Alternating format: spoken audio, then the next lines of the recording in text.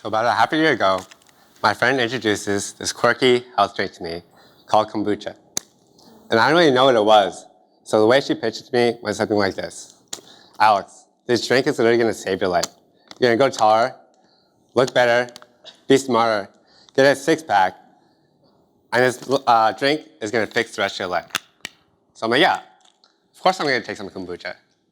So I bring this thing back to my room, and I'm about to drink it. And my roommate sees me. He's like, wait, don't drink that. I'm like, why? And he says, because it makes your teeth turn green. I'm like, okay. So I walk up to the mirror, and I start looking at my mouth. As I'm searching for green teeth, I don't find any. I just find some yellow teeth. But in addition, I find something else. I find this small, dime-sized bump on the right side of my tongue. I'm like, this doesn't look right. So I take a picture of it, send it to a friend. The friend sends it to a dentist. Dentist says, I gotta get it taken out. It's no big deal, quickie surgery, and a week later, I get a call from a doctor. So I go in the doctor's office, he sits me down, he says, Mr. Louie, do you smoke? I'm like, no, I don't smoke. He says, Mr. Louie, do you drink? I'm like, well, I just turned 21. And he says, okay, so we need a chance to review all your information, and you have stage 4 cancer. Uh-oh. Then he says, so stage 4 means that it's starting to travel down to the rest of your body. Based on past information we have, you have about a 60 to 70% survival rate. You need a surgery as soon as possible. Schedule it before you leave today. And when he said that, I honestly didn't really know how to react. And I kind of want to start laughing, but I didn't really think that was appropriate. So I just started looking at him. And when I left the hospital that day, honestly, I was fine. I knew cancer was this horrible, horrible thing. But I knew I can't do anything about it, so why worry about it? A week later, I show up to the hospital. This is me. And what I was about to get done was called a bipartial neck and tongue dissection. So what that means is that they slice a line halfway around my neck, scoop some stuff out, and cut out the right third of my tongue. So a few hours later, they do a little snip, snip, if you will. And I wake up with this tube coming out of my neck, filled with blood and pus, dripping in this juice box. And for the whole night, I thought about it for 21 years. I worked so hard to achieve this picture-perfect life. I just turned 21. I had a fancy New York City internship that I was supposed to be working. And I had great relationships with my friends and family. And now all that stuff that I was supposed to live got put on halt for cancer. Now, having your life put on halt is not necessarily a bad thing. But that was the main reason why I was so sad, why I had such a hard time processing this. So speaking about processing things, at this point in the night, I have to go to the bathroom. So I get up, grab my glasses, and when I get up, I hear this moan across the room. I'm like, oh, I have a roommate. So I get up, peek my head across the curtain, and I see my roommate, and his jaw is gone, complete from surgery. His neck is shriveled up like this, and his right arm is amputated. And I'm thinking, man, my life is not that bad. This guy's life is bad. Let me go get a nurse, because he's clearly in pain. So then I peek my head over a little bit more, and I say, yo, my name's Alex. I'm your roommate. And he says, I'm like, all right, hold on, man. Let me get the nurse. I got you. And he goes like this to me. He pulls out an iPad, and he starts writing on it. And he lifts it up and says, I'm not in pain. I'm laughing. I'm watching Keeping Up with the Kardashians. So I'm thinking, oh, you must be listening to Kanye West. I don't think the nurse can fix that type of pain. A week later, I'm supposed to be cured. I go into the hospital again, and they say, Alex, you still have cancer. It's spreading. You need radiation therapy. And the way to describe what radiation therapy was kind of like sticking my mouth in a microwave and melting out the cancer cells instead of scooping them out. And looking back on this experience, radiation therapy was probably one of the hardest things I've ever done. Skin started to melt off my neck, my face became charred, and I got these sores, cuts, and bruises inside my mouth and into my throat, so I couldn't eat or drink anything. It eventually got so bad that they threatened to jam this tube in my stomach and fill me up with fake food, kind of like a gas station. So at this point, I was pretty upset. Forget about having to put my life on hold. Forget about having to wait for my future. At this point, for 3 to 4 months, I had to live in pain. I was going through physical, living hell.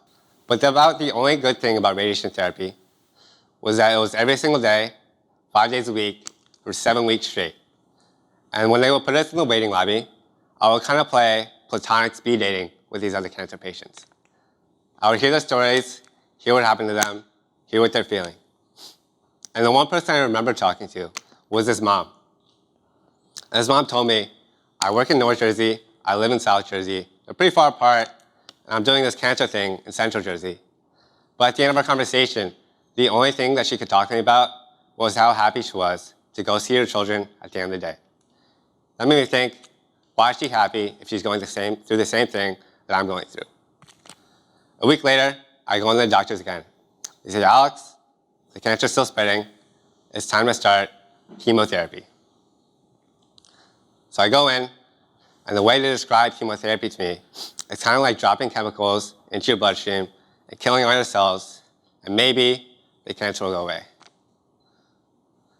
And at this point, my life was trash. When I got up, I could feel the kidneys in my back pulsating. Every time I took a shower or touched my head, I would feel hair fall out. And every time I stuck something in my mouth, I'll be reminded that my taste is gone. And because of this, forget about having to wait for my future. Forget about being in pain. I was now worried about not having a future at all. I was now worried about not having a future worth going to.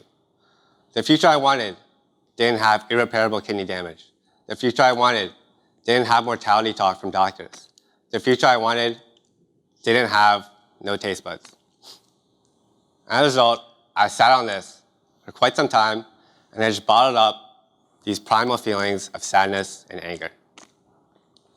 So I'm sitting in my second chemotherapy treatment in the lobby, my hands on my face, thinking, my life sucks. And I look up, and I see this old lady looking at me. And this old lady does not look good. She looks horrible. Her face is white. She has 20 doctors around her because she's literally on her deathbed, and she has 10 IVs plugged into her arm. At this point, I didn't really want to talk to anyone, so I kind of look away. I look back 5 seconds later to see if she's still looking at me. She's still looking at me. And it's starting to get awkward now. So I'm like, hey. And then she says, hey, how are you? I'm like, I could be better, you know. And she says, yeah, I know. I've been there. I just want to let you know, I think you look great, and I know you're going to get through this. And I didn't really think about the rest of the conversation, to be honest with you. At this point, I was thinking, I've met 3 people so far that are happier inside a cancer hospital than most of the people I met outside cancer hospitals. And I thought about this for a while. I was wondering, how can I recreate this? And this kind of embarked me on this intellectual journey to figure out what are they doing that I'm not doing. So a week later, I'm sitting in yet another hospital, and my brother comes up to me with this can of Sprite.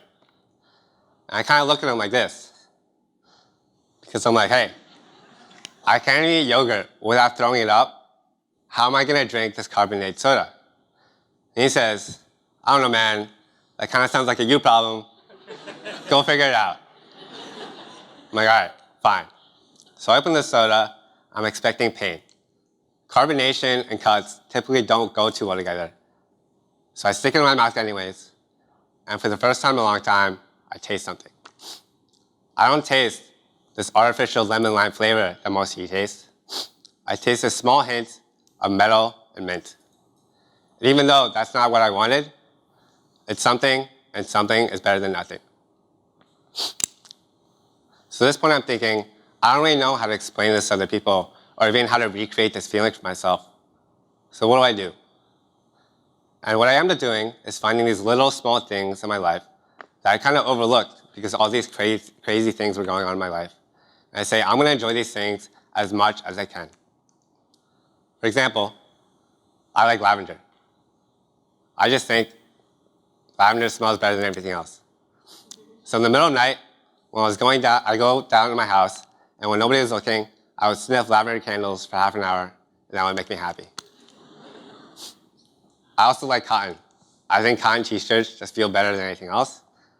So I'd wear cotton t-shirts 100%, and that made me happy. I also like contemporary R&B.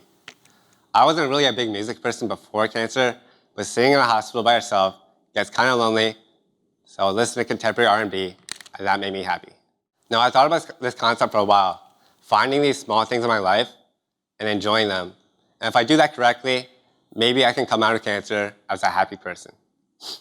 So I thought about some more, and I eventually named this conscious gratitude. The ability to be mindful enough to appreciate what's in front of you at its true value.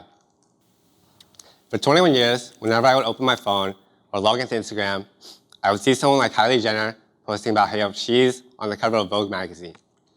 And honestly, my chances of being on Vogue are not that great, but I would say she's happy and she has a glamorous life.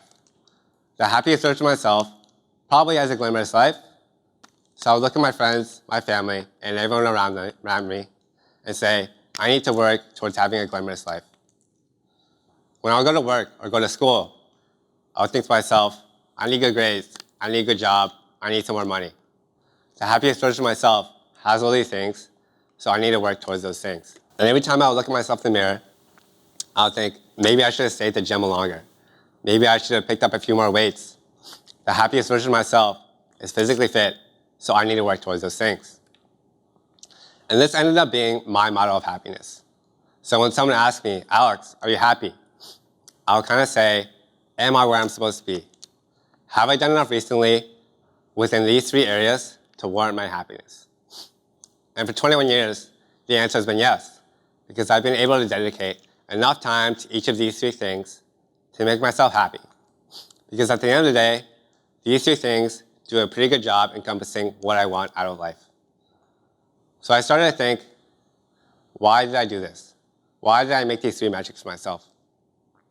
And the answer to that is something called the American dream. The ability for me to become whoever I want if I set my goals right and work hard enough towards those goals. Even though this is great and it produces so much creativity, it created this cycle in my mind of constant work ethic, constant achievement, constant motivation to work towards these 3 things. And when I got diagnosed with cancer, I wasn't able to hang out with any of my friends. I wasn't able to go to the gym. I wasn't able to advance my career. So the answer to the question, have I done enough recently to warrant my happiness, obviously became no. And what's interesting is that even if we don't share these same values, even if you have different metrics, a lot of people do share this model of happiness, where we take the big ideas in our life, what we want to do, we project them on a scoreboard, and we say, if most of those things are going well, then I'm happy. But as we saw, when tragedy hits us, we're not able to live life the same way we used to. So the answer to the question is, have I done enough recently to warrant my happiness, becomes no. So now the question is, how do we get away from this? How do we adopt something like conscious gratitude so we're able to be happy? And the answer is, at the end of the day, we need to remind ourselves that we are human beings and not human doings. At the end of the day, we need to remind ourselves that happiness is an emotion, and emotions are meant to be felt, not created. At the end of the day, we need to remind ourselves not to derive happiness from these big abstract ideas that we create for ourselves, but from the small, quirky things in our life, like liking lavender, liking cotton, and liking Sprite, because those things define us better than our big goals. In life, how we treat the little things reveals more about us than how we treat the big things. And those little things will never go away from us. So maybe the next time we go through a breakup, we lose our job, or we find ourselves 20 years old in a cancer hospital, and someone asks us, are we happy? We shouldn't think, well, my body hurts, I lost my job, I might die, of course I'm not happy. maybe next time, if we make the switch, we can think to ourselves, Alex, are you happy? Wait, just give me that Sprite. Yeah, of course I'm happy now. Thank you.